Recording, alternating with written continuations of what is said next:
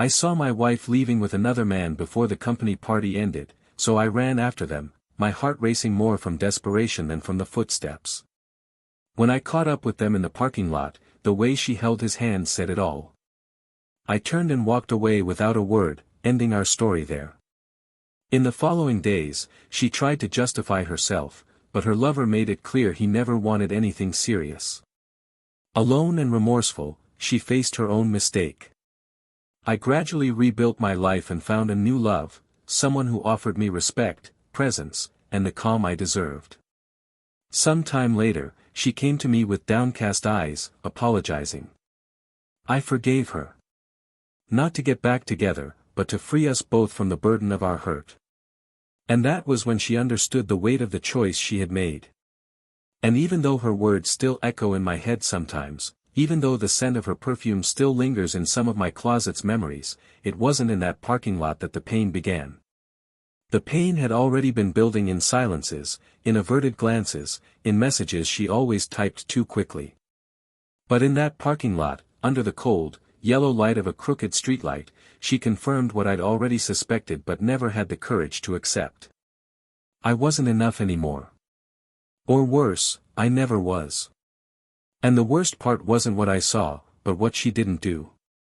He didn't let go of her hand, didn't chase after me, didn't say a word. He let me go. As if it were just the natural closure of something that had been dead for a long time, and maybe it was. Love, you know, doesn't die suddenly. It dries up slowly, until nothing remains but the bitter taste of indifference. She tried to explain herself later. She fired off messages at random times, like someone throwing bottles into the ocean hoping one will be found.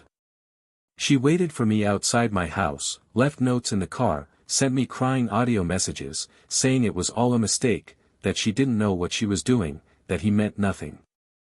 But the truth is, we always know what we're doing when we decide to cheat. We only choose to forget it after it goes wrong.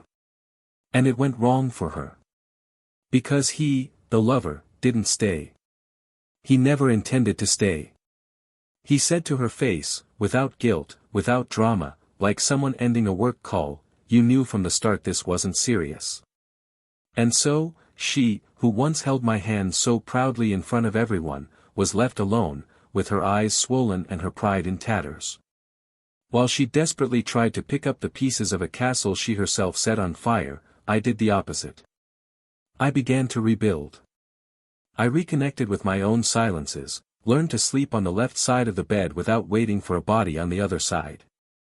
I began to drink coffee in silence, without music, without rushing, just feeling the taste of absence transforming into peace. Little by little, I began to smile again. To look people in the eye. To walk with my head held high. And it was on one of those ordinary days, without any expectations, that I met someone. Someone who listened to me attentively. Who didn't need exaggerated explanations to understand my pauses. Who respected my time. And, above all, who didn't confuse love with convenience. He didn't heal me, nobody heals anyone, but he walked with me as I learned to heal myself. Time passed, as it always does. And then, on one of those days when the past decides to knock on the door, she returned. Not arrogantly. Nor with exaggerated tears. But with her eyes downcast, as if she had finally understood the depth of her fall. She said she was sorry. That she had been afraid of growing old without living. That she had confused desire with love, adventure with freedom. And that, in the end, all that remained was an echo of what she had destroyed. I heard it all. Calmly. There was no more anger, no more pain. Just an empty space where a story once lived. And I told her I forgave her. Not for her. But for myself. Because carrying resentment was keeping alive a pain that no longer deserved my time. And in that moment, looking into her eyes, I saw that she understood. Not because of forgiveness, but because of the impossibility of going back. And it was only after everything, when I no longer expected any explanation, that I received the letter. An old letter, written during our marriage, which she had kept among her memories. The handwriting was mine. The words were mine. But the love, that love was gone. It was a letter in which I said I wanted to grow old with her. That no matter what happened, I would always be there. That she was my home. My person. And she returned it to me not as a plea for her back, but as a belated confession. Like someone delivering a body for burial. And there, amid those dead words, she realized what she had done. She killed something most people spend their entire lives searching for. With a choice. A moment. A touch of a hand in the parking lot. You can't imagine how painful it is to read a promise you wrote yourself, knowing it was destroyed by the very person who was supposed to protect it. To know that the future you swore to build was cancelled without warning. And the cruelest thing is knowing it could still exist, if love had been enough. But it wasn't. And when regret arrived, it was too late. There was already another woman by my side. Another love. A pure, light, silent love. A love born not of euphoria, but of truth. And she knew it. When she saw me with someone else and couldn't recognize who I was. When she realized I had become everything she despised, and now desired back. But time, that old, implacable judge, had already passed its sentence. She lost more than a husband. She lost the version of herself that existed by my side. She lost the knowing laughter, the lazy Sundays, the proud looks at family dinners. She lost the pure love, the kind that doesn't demand, doesn't measure, doesn't negotiate. And all of this for what? For a moment. For a distraction. For a tight hand in the parking lot, while I turned my back and left in silence, taking with me the end of our story. And it was this silence that echoed louder than any scream. Because sometimes, the greatest answer is to say nothing. It's to let the void speak. And hers screamed so loudly that she could never hear herself again. But there's one thing she never knew. A secret I've kept all this time.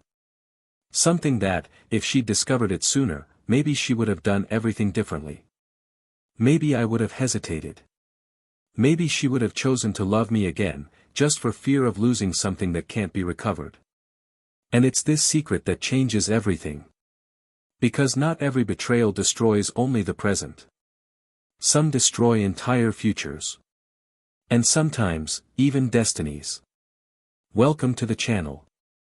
Here, we do not romanticize and never support any type of betrayal. All stories are fiction, but inspired by the reality of those who have suffered, fallen, and risen again. Our objective is clear: show how betrayal corrodes, destroys, and leaves deep scars, which often never heal. Get ready now to hear a story shocking, intense and unforgettable. Because whoever betrays always pay the price. His name was Daniel. He was the kind of man who went unnoticed by those who only saw the surface shine, but impossible to forget by those who saw beyond. He wasn't the most handsome man in the room, nor the most outgoing. But there was something in his gaze, a calm weight, a kind of silent presence that comforted. His gestures were simple, but carried a rare care. He was the kind of person who noticed what no one else noticed: a cup half out of place, the hidden weariness on someone's face, a tear held back during a casual conversation. He had grown up in a modest but loving home. He knew from an early age the value of loyalty, of a given word, of the silent effort one makes for another even when no one is looking. He never needed to raise his voice to be heard.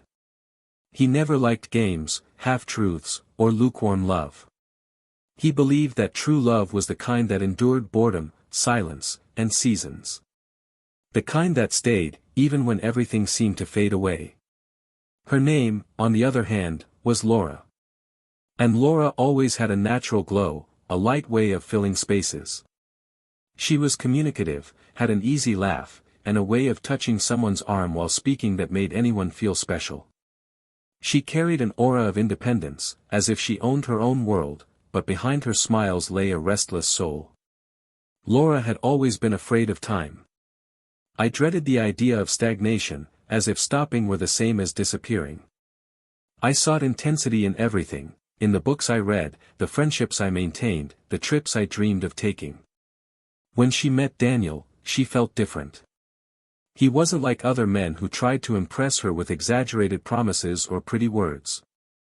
Daniel simply looked at her as if he already knew her. As if he knew that, behind the expansive energy, there was a woman tired of being misunderstood. And she, for the first time in a long time, felt safe. With him, I didn't have to act. I could just be her. And it was this simplicity that enchanted her. Their beginnings were light, as should be the beginnings of any love that has the chance to grow deeply. They talked for hours about everything and nothing. Daniel liked to listen, and Laura liked to be listened to. He made her laugh with discreet observations, and she drove him crazy with her light-hearted, humorous teasing. They found in each other the balance between peace and movement. He offered ground. She, wings. They decided to move in together after 2 years of dating. The choice wasn't impulsive, but out of a mature sense of belonging. They felt that a house, when shared by two people who respect each other, becomes a true home. They bought a small apartment, but full of windows. It was like them, not luxurious, but full of light. Daniel tended the plants on the balcony while Laura chose the paintings for the walls. Little by little, they filled that space with smells, music, and routines that naturally intertwined. It wasn't a fairy tale. There were days of silence, tiredness, and misunderstandings. But there were also peaceful reconciliations, lingering hugs, and the certainty that they were building something solid. Between simple dinners and lazy Sundays, their life together gained substance. Daniel continued to be the man who left notes on the mirror with small, sweet messages. Laura, in turn, still surprised him with new recipes and spontaneous ideas. They kept their curiosity alive, even after years together. The wedding came almost as a natural outcome. There was no extravagant proposal. Just a sincere conversation during a weekend trip, where they realized their love had matured. They married in a low-key ceremony, surrounded by close friends and family. Everyone said they made an inspiring couple. There was something in the way they looked at each other, somewhere between respect and admiration. Laura, in a light dress and loose hair, seemed to have finally found a place where she could rest. Daniel, with the tranquility of someone who knows exactly where he wants to be, couldn't stop smiling. They promised each other fidelity, but more than that, they promised honesty, even on difficult days, even when their love was tested. The post-wedding routine brought new discoveries. Laura began to dedicate herself more intensely to work, immersing herself in projects that required time, attention, and energy. Daniel, on the other hand, kept his life simpler. He worked in design and opted for more flexible hours to keep his home life organized and relaxed. The dynamic between them changed subtly. Conversations became more spaced out. Spontaneous get-togethers gave way to scheduled times. But there was still love. There was still affection. Daniel didn't complain. He understood Laura's ambitions. He admired her strength. Laura also saw him as a haven. But little by little, the gestures became automatic. The kisses, brief. The hugs, mechanical. And no one seemed to notice how far they were drifting apart. Or maybe they did, but preferred not to say it out loud. After all, love is also about resisting wear and tear, isn't it? Trips became rarer.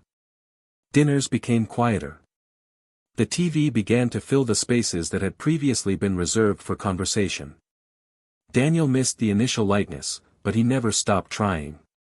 He planned small moments, suggested outings, wrote notes. Laura smiled, thanked him, but she was always tired. Always distracted. There was a heaviness in her gaze that he couldn't decipher. Sometimes he watched her sleep and wondered if she was still the same woman he'd fallen in love with. Other times, he wondered if he himself was still the man capable of making her happy. But these thoughts came and went, like passing clouds. There were no fights. There were no scandals. Just a slowness, a lukewarm indifference that slowly crept in, without anyone realizing how dangerous it was. Among colleagues and acquaintances, the couple was still seen as an example. They posted smiling photos, joked at family gatherings, and said they were fine. And they were. At least on the surface. Because the truth is, not all love dies with shouting. Sometimes it fades in silence. In small oversights. In promises that are postponed. In conversations that never happen. Laura immersed herself more and more in commitments. She began going out frequently, claiming company events, client meetings, and late afternoon get-togethers. Daniel, always understanding, didn't question her. Not because he didn't have doubts, but because he trusted. And perhaps that was her greatest virtue, or her greatest mistake. Trusting too much in someone who no longer knew what to do with that trust. On weekends, Laura always seemed exhausted. She slept late, answering text messages with a serious expression, as if she were somewhere else. Daniel made coffee, left it on the table, and waited for a conversation that almost never came. He began writing in a notebook. Not as a way to vent, but as an attempt to understand what was happening. He wrote about the small changes, about the longing he felt even though he was by her side. He wrote about love, about time, about the fear of loving alone. But he never confronted Laura. Partly out of respect. Partly out of fear of the response. And so, the days passed. The seasons changed. Love, which once seemed unshakable, was now like a piece of cracked porcelain, still whole, but about to shatter. Daniel still believed. Perhaps because, for him, that was what love was, persisting even when the other person no longer seemed the same. And Laura, even though distant, carried an ambiguous look. Sometimes she seemed lost. Other times, simply absent. As if she wanted to return but no longer knew the way. As if she were waiting for something that even she couldn't define. And perhaps that was exactly it. Perhaps life, with its routines, had suffocated something that needed air. Perhaps their love had fallen victim to its own silence. But in that house, between open windows and increasingly rare smiles, there was still a silent hope. A last attempt to keep alive what so many had let die. They still looked at each other. They still slept in the same bed. They still laughed, sometimes. But something was different. Something invisible, but present. And their story, which until then had been about love, began to move toward a point where their decisions would leave deep scars. Because love, when left untended, doesn't disappear. It gets sick. And when it gets sick, it starts to hurt. And it was like that, amid silences and practiced smiles, that their story began to change. Without either of them saying it out loud. Without anyone around them noticing. But something had already begun to be lost. And no one, yet, knew how much that would cost. Laura began spending more time away from home. It was subtle, almost imperceptible at first, but the absences accumulated like dust on forgotten furniture. First came the meetings that ended late, then the short trips that came at the last minute, accompanied by hurried explanations. Daniel, as always, listened silently, believing every word, still trying to justify the changes to himself as part of the natural rhythm of life. He didn't question, not out of naivete, but out of faith. Faith in the woman he chose to love. Faith in the home they had built together with such care. He believed that difficult times were meant to teach, that distance was temporary, that love, true love, endured. But the nights became long. Sundays, empty. Conversations, almost automatic. Daniel saw Laura as if she were there and, at the same time, far away. She still laughed at some jokes, still sat next to him on the couch, still rested her head on his shoulder during movies. But there was a new weight in her gestures. A hesitation in his eyes. And it was this emptiness disguised as presence that hurt the most. Laura was no longer in the same place emotionally. Something inside her had shifted. The intensity she had always sought, that had always defined her, now seemed to come from another source. But she tried to keep it all under control. She tried to keep the marriage running smoothly, tried to leave no trace of what she was experiencing away from there. There was guilt in her actions, but there was also denial. She told herself it was just a phase, that it meant nothing, that she was confused, tired, lost between the woman she was and the woman she had become. Sometimes, when she came home, she would find Daniel preparing something simple for dinner, with soft music in the background and the gentle scent of the incense he liked. And in those moments, a part of her wavered. A part wanted to go back. But the other was no longer entirely his. As the weeks passed, Daniel began to notice details that hadn't been there before. Different clothes, new perfumes, hastily answered messages. Her phone, previously left carelessly on the table, was now always face down or on silent. He noticed the small glances she'd taken, the unexplained delays, the lapses in memory. Once, as she was getting ready for yet another of those corporate events, he watched her silently from the doorway. She was beautiful, as always. But there was something in her eyes, something like an irreversible distance. He smiled, trying to disguise the pain that was rising like a lump in his throat. He asked if she'd be back late. She replied, probably, without looking directly at him. And then she left, leaving a new scent in the air and a feeling he couldn't name, but which tightened his chest as if announcing the end of something. That night, Daniel couldn't sleep. Anxiety, that unnamed restlessness, made him get up several times to drink water, open windows, look at the street as if hoping to find some answer in the silence of the early morning. He felt he was about to discover something he didn't want to know. But like any man in love, he preferred doubt to certainty. Because certainty has weight. It has form. It has consequences.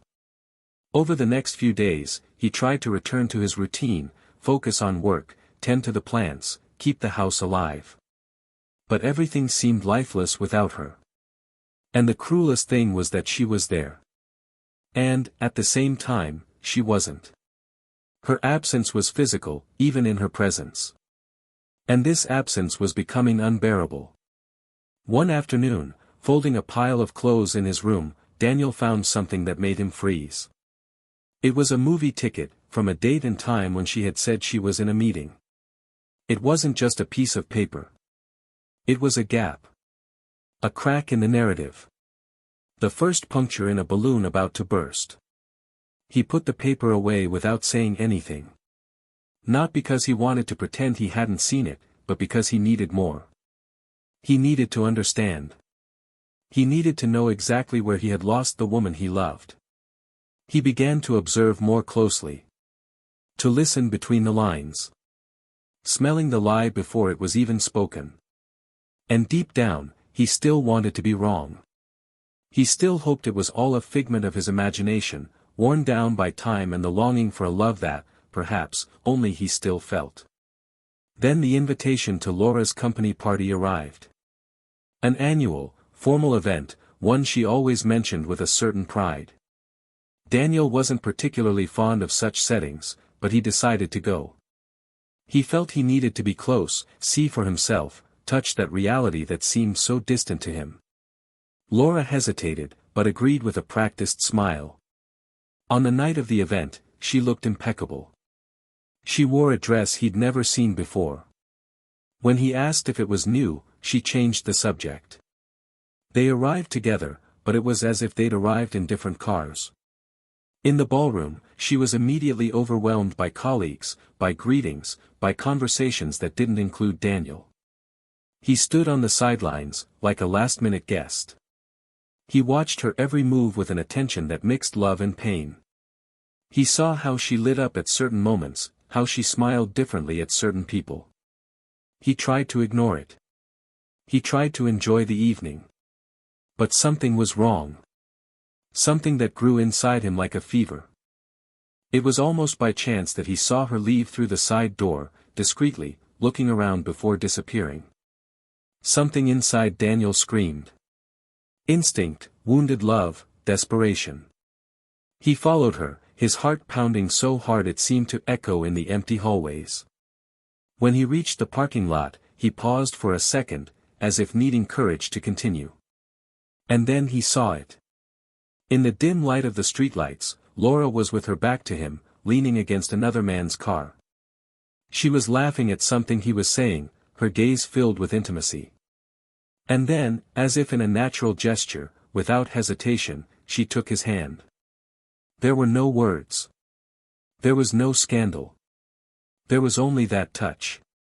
And in that touch was everything. All the confirmation Daniel needed. He didn't scream. He didn't cry. He didn't make a scene. He simply turned and walked away.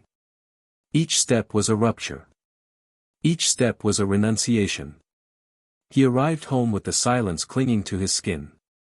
He walked in, took off his shoes, lay down on the empty bed, and stared at the ceiling. What to do with a love that didn't die, but was betrayed? What to do with the image of the woman he swore to love holding another man's hand? What to do with all the years, the plans, the dreams? That night, he didn't sleep. And perhaps I never slept the same way again after that. Because there are truths that, once discovered, change everything. That tear from within us a part that never returns. And it was in that silence, between suppressed tears and painful memories, that Daniel understood. He understood that sometimes love doesn't end for lack of feeling, but for too much pain. In the days that followed, Laura tried to justify herself. She said she was confused, that things had gotten mixed up, that she didn't want to hurt anyone. But words no longer held any power. Daniel didn't want explanations. He didn't want shouting, or promises. He just wanted distance. He wanted silence. And that's what he did. He walked away. He began to rebuild his life with the pieces that remained. And even though he was hurt, even though he was devastated inside, he walked. Slowly, but he walked. But there was something Laura didn't know yet. Something that wasn't in the words exchanged, nor in the tears she would shed later. A detail that would change everything. A secret Daniel had kept, unaware of the impact it would have. And that secret was yet to be revealed. Laura didn't seek Daniel out in the following days with the same intensity as before. She seemed to finally understand that words would be useless in the face of what he had witnessed. She knew there was no longer room for improvised excuses or flimsy arguments.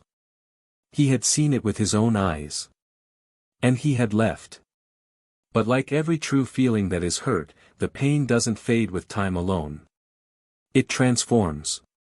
And with Daniel, it transformed into a heavy silence, one that didn't scream, but suffocated. He continued trying to reorganize his existence, but there were moments when the image of Laura holding another man's hand would resurface like a ghost in the most banal details of the day, an empty pillow, a forgotten toothbrush, a vague scent of shampoo on the towel. He no longer cried, but he also didn't truly smile. It was as if an essential part of him had been removed without anesthesia. Just a void where a complete love once resided. One day, while opening one of the drawers in the cabinet in his office, Daniel found a small, antique box made of dark wood. He himself had given the box to Laura early in their marriage, telling her she could store anything too important to leave exposed there. Curious, driven by an impulse he couldn't quite name, he opened it. Inside were old letters, movie tickets, Polaroid photos of them on trips that seemed to have happened in another life. But at the bottom of the trunk was a loose envelope, in Laura's handwriting, written simply, "I never had the courage." Daniel hesitated. It no longer belonged to him. But something in that sentence seemed to beg to be read. He removed the paper and unfolded it carefully. The letter was long. Written hurriedly, but with clear emotion. It was a confession. Not of betrayal, he already knew that. But of something even more devastating.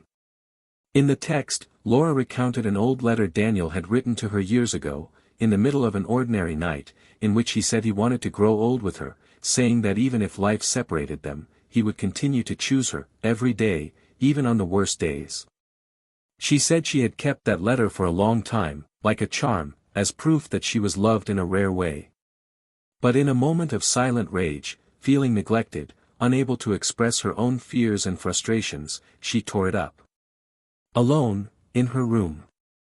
For no real reason. Simply because she thought that by destroying the paper, she would silence her feelings. And there, tearing up the purest proof of love she had ever received, she realized she had broken something that would never be the same again. Daniel read each line as if reading the diagnosis of an irreversible loss. It wasn't the paper that mattered, but what it represented. It was the symbol of everything he had built and she, on impulse, destroyed. Not with another man. But with a thoughtless gesture, silently, without his knowledge. And then, she wrote something else. He said that, months after he tore up the letter, he tried to rewrite it from memory. He sat for hours, trying to remember the words, the phrases, the details. But everything had been erased. What she destroyed could not be recreated. And that this haunted her every day, even when she smiled, even when she pretended to be fine. He said he had kept this secret because he was ashamed, because he knew it didn't make sense rationally, but that, emotionally, it was the beginning of the end. And that, in a way, there, in that moment, when he tore up that paper, he had also begun to destroy the love he had received. Daniel closed his eyes. The pain of the physical betrayal was still there, raw, lingering. But this revelation touched a deeper chord. Because the torn letter wasn't just a piece of paper. It was the reminder that he had believed in something eternal. And what it had destroyed was exactly that, the promised eternity. When she arrived home that night, she found Daniel sitting on the couch, the box beside him. There was no anger on his face. No tears. Just weariness. When she asked if he had read it, he simply nodded. And then the silence stretched, as if they both knew they were on the verge of something definitive. Laura tried to explain. She said she was fragile, that she missed being heard, that she couldn't communicate with him. Daniel listened in silence. Until, finally, he spoke. Not shouting. But with that calm that has always defined him. He said what hurt most wasn't the fact that she had cheated on him. But that she had single-handedly destroyed the one thing he could never rebuild.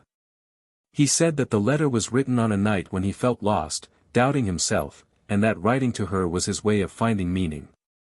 And that now, knowing it had been torn up, hidden, and silenced would tear him to pieces. Laura stood up, approached him, tried to touch him. But Daniel backed away. He said their love was made of choices. And that she had made all the choices that drove him apart. That she could have said it, could have shown it, could have cried. But she chose to destroy it in silence. And that now, he no longer knew how to love someone who had single-handedly broken everything they were. She cried, asked for forgiveness, spoke of regret. But what echoed there wasn't an apology. It was the sound of something already too broken to be put back together. In the following days, Daniel left the house. Not in fury. But with the dignity of someone who knew he had loved until the end. He took few things with him. He left behind mementos, furniture, paintings. He took only the lightness of no longer carrying guilt that wasn't his. Laura remained, surrounded by memories that now suffocated her. He tried to rebuild something, but the emptiness was unbearable. In every corner of the house, a reminder of what he had lost. And deep down, he knew it wasn't because of the betrayal that everything had ended. It was because of the letter.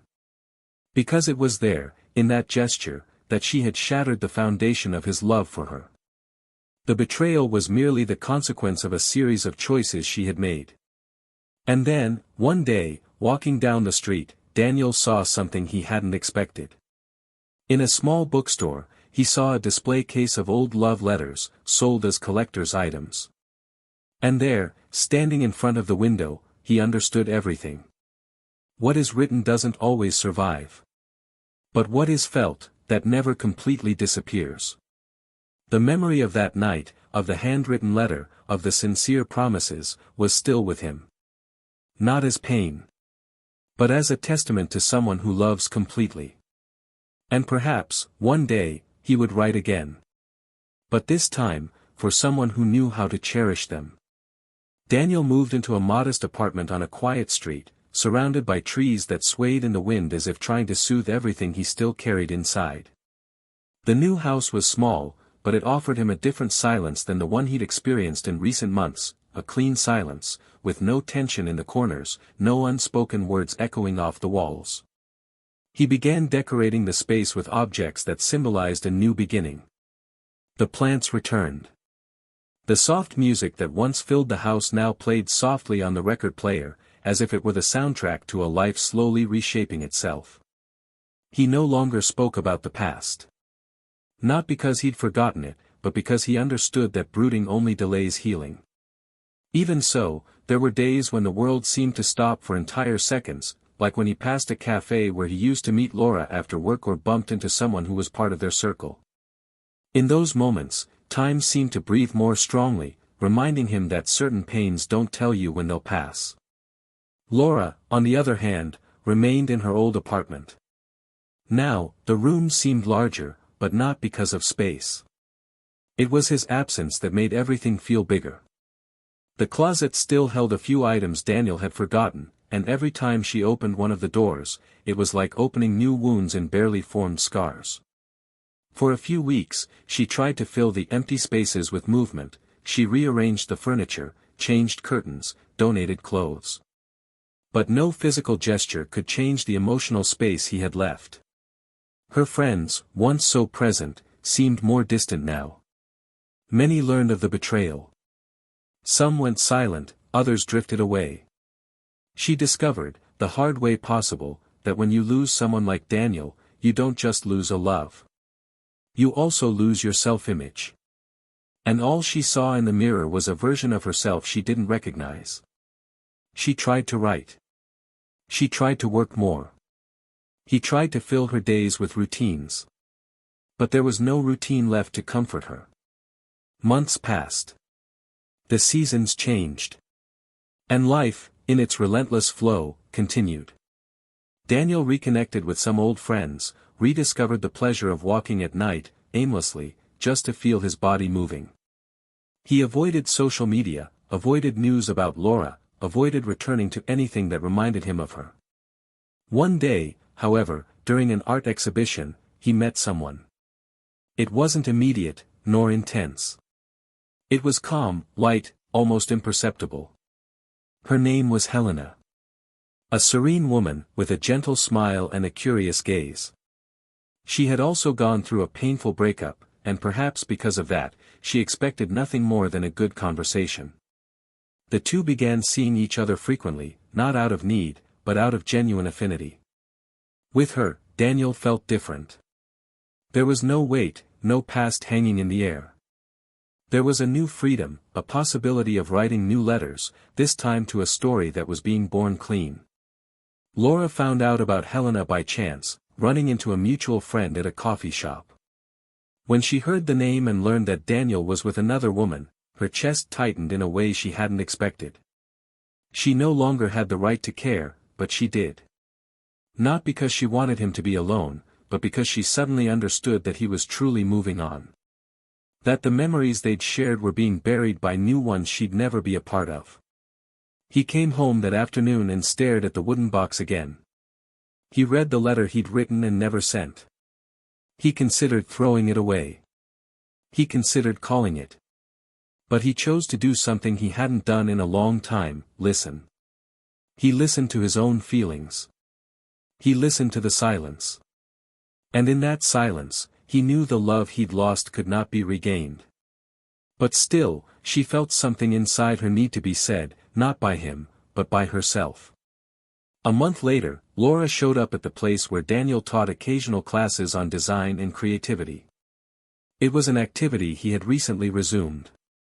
When he saw her there, at the back of the room, he felt a slight shiver, but not of anger. It was strangely neutral. She waited for him outside. He approached slowly, as calm as ever, but with the firmness of someone who had crossed bridges of no return. Laura simply ordered a coffee. They sat in silence for a few minutes until she began to speak. She said she hadn't expected anything, that she knew he was in a different phase, but that there was something she needed to say, looking him in the eye. He told her he'd kept that letter for months. That he'd torn up the original in a moment of silent fury, and that ever since, he felt he'd killed with his own hands the last pure memory of what they'd had. He said he'd tried to rewrite it, but he'd never managed to capture its essence. That everything I tried to put on paper seemed smaller than the real feeling. Daniel listened to her. With attention. With respect. But with a detachment she'd never seen in him. Not because he was being cruel, but because he was different now. Grief had shaped him. Absence had reshaped him. He was no longer the same man she'd left in that parking lot months before. When she finished speaking, there was a long silence. And then he responded. He said the letter wasn't missed because he still remembered every word she'd written that morning. That those words were, for him, a promise made with his soul. And that even torn, they were still alive. Not for her. But for him. Because those who truly write, write forever. But the love that inspired that letter had died. Not just because of the betrayal. But because she'd torn something that should have been kept with the same reverence with which it was written. Laura held back tears. Not out of pride.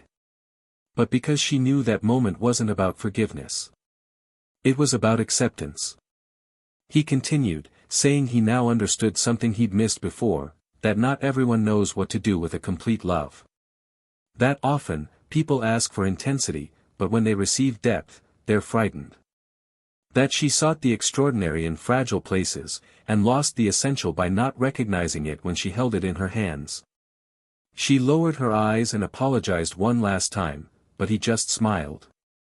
Not a smile of irony. But of liberation. He said he forgave her. Not to ease her pain, but to finally release the pain she'd carried for so long. And in that moment, she understood. She understood that forgiveness was the last thing that still connected them. And that now, there was nothing left. They said goodbye without hugs. Without promises. Just a long look, as if sealing a chapter that would never be reopened. Daniel returned to the life he was building with Helena. He continued his classes, his walks, his new letters. And Laura, for the first time in a long time, began to look herself in the mirror. She knew nothing would ever be the same again. That Daniel was now history. But in that past, there was a lesson she would never forget: when you tear up a proof of love, you don't just destroy paper.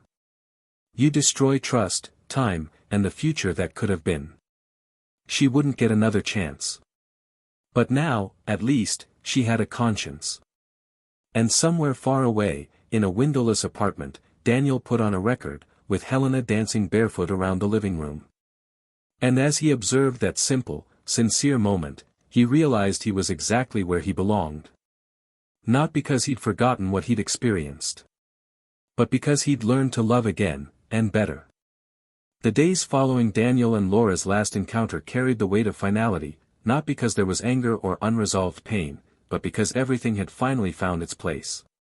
Time, once a silent enemy eroding the edges of what remained of their love, now became an ally in the healing process. Laura, leaving that cafe without looking back, felt for the first time that the words had been spoken, that there were no more excuses to offer, no more barely concealed hopes. Only life remained, with all its consequences, demanding of her a maturity she had long avoided.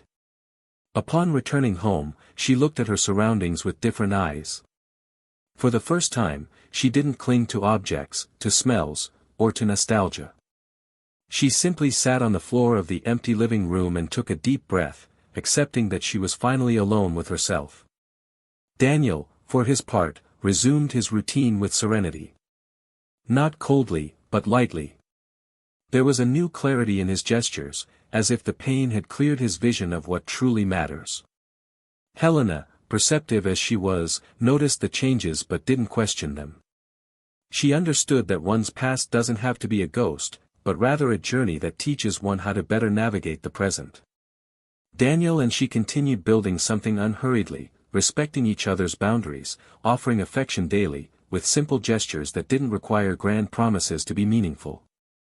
He had found in Helena not a replacement for lost love, but a new possibility of loving with the same dedication, now more conscious, more honest. With her, Sundays didn't need to be filled with euphoria, and silences didn't require explanations.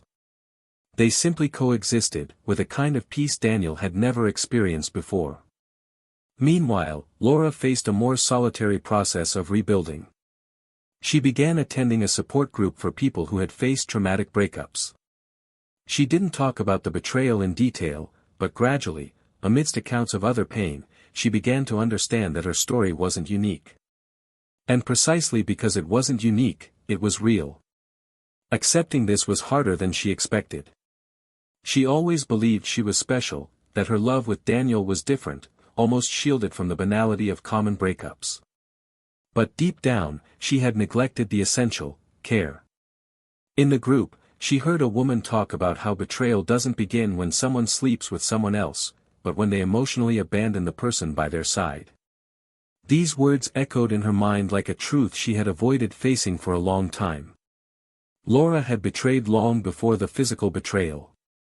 She betrayed when she stopped listening, when she prioritized distractions over dialogue, when she harbored a grudge and transformed it into distance rather than vulnerability. One night, she decided to reread an old diary, where she'd written at the beginning of her relationship with Daniel. The words were full of enthusiasm, hope, and admiration. There were entries from ordinary days that, at the time, seemed special simply because they were together. With each page, she encountered a version of herself that now seemed distant. A version she truly loved, but which, over time, became impatient, demanding, and above all, ungrateful.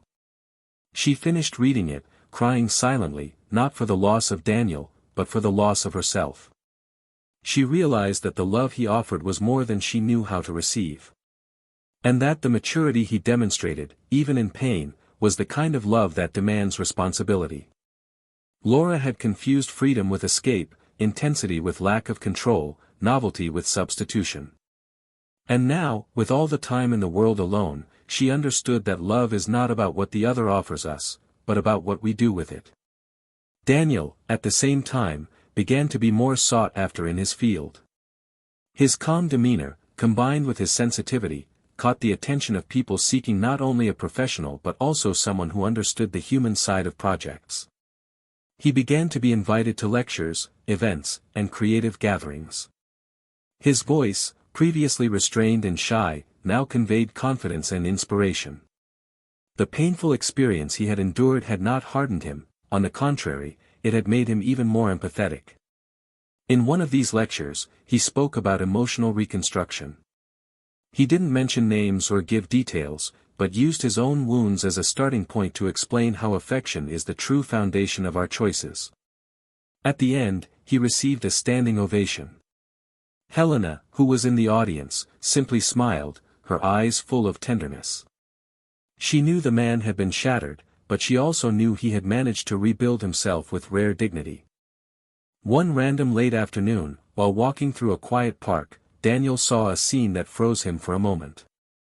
A couple sat on a bench, laughing at something simple, their faces illuminated by the setting sun. For a second, his heart sank. Not with longing for what he'd experienced, but with a brief melancholy about everything that could have been and wasn't. But then, the image of Helena smiling came to mind. And with it, the certainty that not every loss is a tragedy. Some losses are deliverances. Others are lessons. And some, the rarest, are both.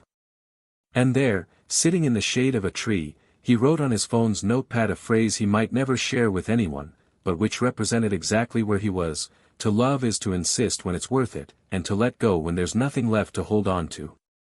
Meanwhile, Laura decided to get away from the city for a while. She rented a small cabin in the mountains and began living silent days, where her only company was her own conscience. She carried books, wrote a lot, walked among the trees. She tried to understand who she was beyond the pain, beyond the guilt, beyond the image of the woman she herself had destroyed in the eyes of those who loved her.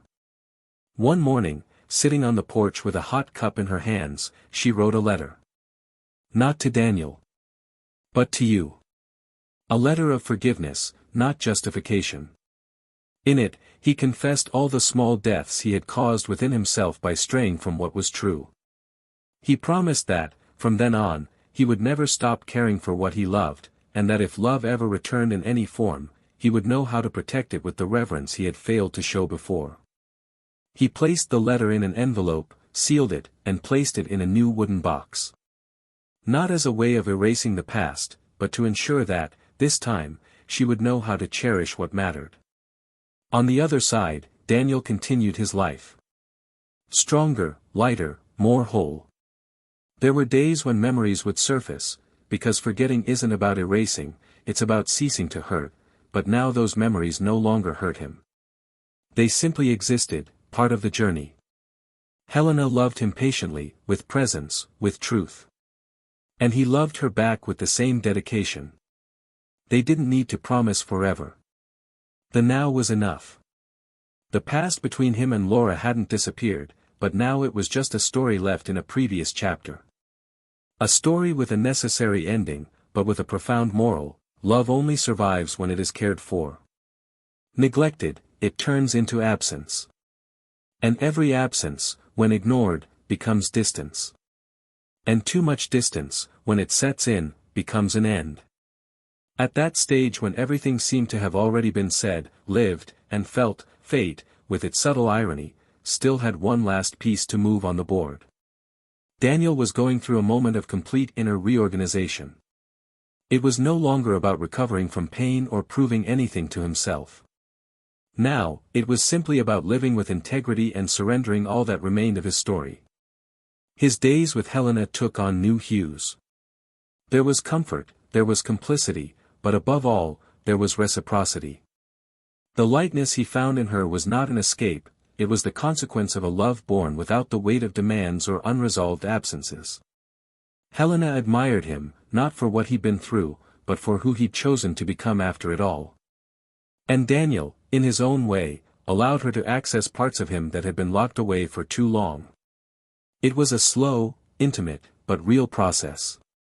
The invitation to speak at an international design conference arrived unexpectedly, and with it, an opportunity that until then seemed too distant to consider.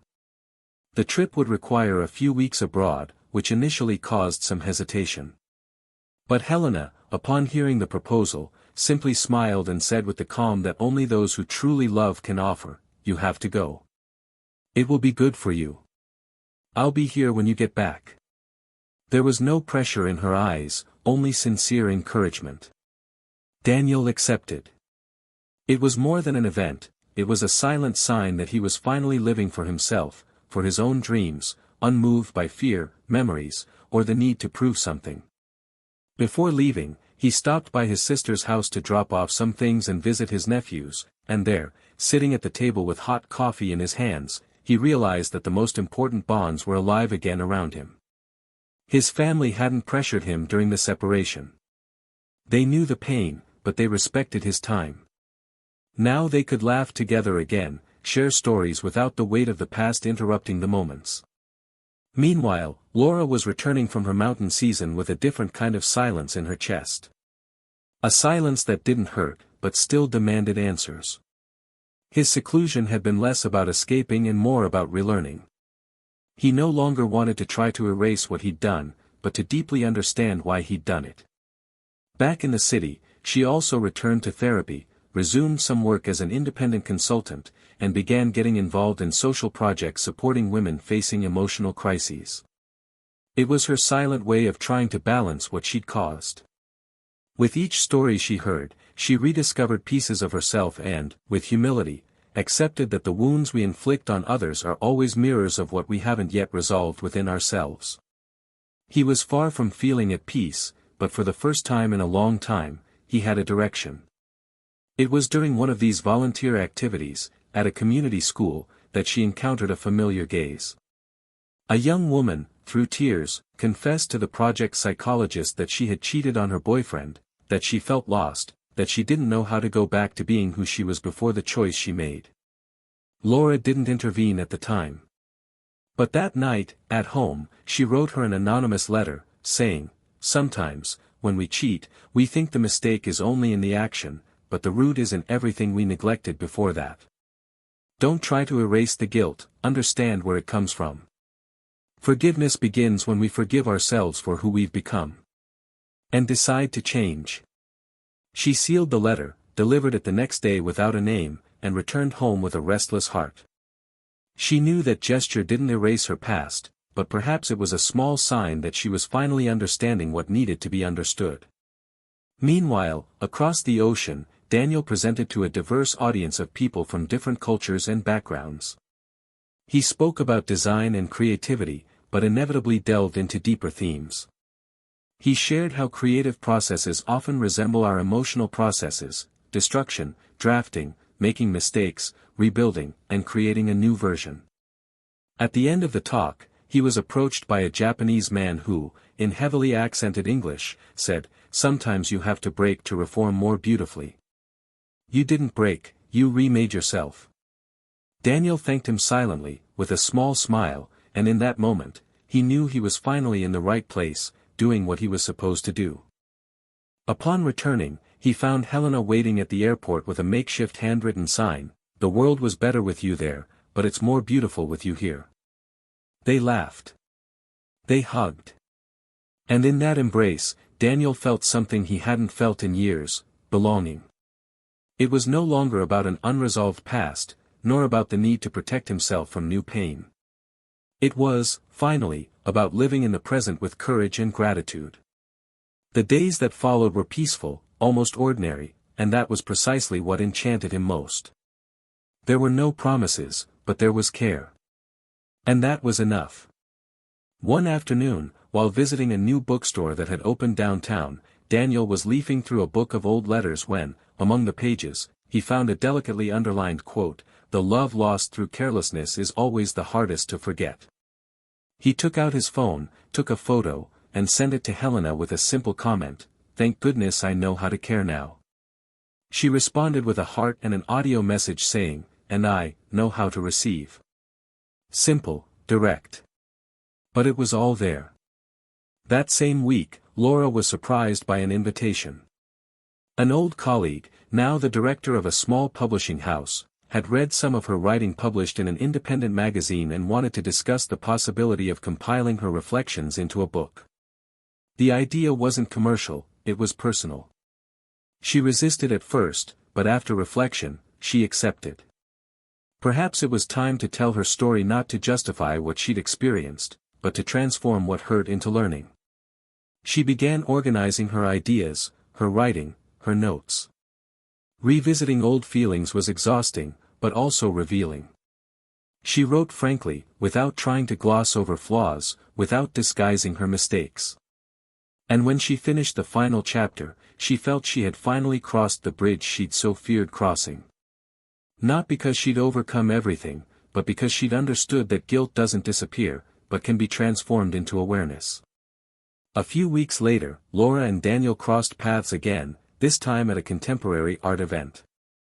He was accompanied by Helena, she was alone. The encounter was brief but cordial. A nod, a respectful smile, and nothing more. But as she walked toward the exit, Laura took one last look at Daniel and thought, "He's happy. Really?" And as much as her heart ached, as much as the memory of the torn letter still echoed in some hidden corner of her mind, she knew it was right. She was no longer part of his journey. But now, perhaps, she was beginning to write her own with a truth she hadn't known before. Time had done what it always does to those who have the courage to face it: it reconfigured everything. And now, the story was moving toward its final outcome, where each choice made would exact its price, or reveal its reward. Because some decisions, once made, cannot be undone. And what is lost by not knowing how to love, almost never returns. Years passed, but some stories don't disappear, they simply settle in the back of our minds, silently, waiting for the right time to be understood. Daniel had moved forward in life with steadiness and serenity, maintaining a discreet yet admired presence in everything he did. He and Helena, after many walks, shared coffees, and silences that united them more than any words, decided to live together in a house far from the city center, surrounded by tall trees and wide windows that let the sun in without asking for permission. It was a home built not with urgency, but with intention. There was no rush between them, only a deep desire to care for each other. Every object inside had a new story, and none carried the shadow of the past. Over time, Helena began working as an illustrator from home, while Daniel continued with his creative projects and his lectures, now with a calm that only those who have weathered storms can cultivate. One late afternoon, upon returning from a small event, Daniel found Helena in the kitchen, laughing to herself as she tried to prepare a new recipe that was clearly going wrong. He approached, hugged her from behind, and remained silent for a few seconds. It was then that he understood, with definitive clarity, that he had won. Not in the sense of getting over his ex-wife, or erasing the pain of the past, but for having preserved his own essence even after everything he had experienced. He had not become bitter, he had not closed himself off to love, he had not lost himself in the search for justice or revenge. He simply kept going. He rebuilt. And in that moment, before the woman he had chosen for his present, he knew that true love is not the kind that never suffers, but the kind that, even after being destroyed, still believes in the possibility of blossoming. Laura had already taken a different path. Her book, chronicled in its narratives about regret, loss, and emotional reconstruction, caught the attention of many. She gained notoriety for her raw honesty, which led her to events, debates, and talk shows. She became a voice for people facing the consequences of their own choices, especially women who experienced the pain of regret after betrayal. But all this visibility brought with it something she hadn't expected, a public confrontation with her own mistake. At every book signing, with every incisive question from journalists, she was reminded of what she had done, what she had lost, and who she had hurt. She became a hostage to the past she tried to transform into a book, and however legitimate her intentions, it was as if her regret were eternally exposed, like an open scar for the whole world to see. During a live interview one afternoon, a reporter asked, with a coldness that mixed judgment and curiosity, if she would have acted differently if she could go back in time. Laura took a deep breath, swallowed the shame that still burned, and answered with brutal sincerity. She said she didn't know. Because back then, she was a woman who didn't know what she was dealing with. She said the worst part wasn't the guilt of having betrayed, but the knowledge that she had betrayed the only love who had ever loved her completely. The words left the studio silent, and for seconds, no one reacted. But there, for the first time, Laura felt she no longer needed to explain herself. She had already accepted her fall. That now, all she had to do was not fall again. Despite her late fame, Laura never again became deeply involved with anyone. She dated, flirted, even fell in love once, but her feelings were unrequited. And deep down, even when there was a chance for something new, her soul retreated. As if, unconsciously, she knew she would never again experience a love like the one she had with Daniel. This weight she would carry forever. Not as punishment, but as a natural consequence. In her apartment, she still kept the wooden box with the sealed envelope. She never had the courage to open it. It was the last reminder of what she wanted to keep, too late.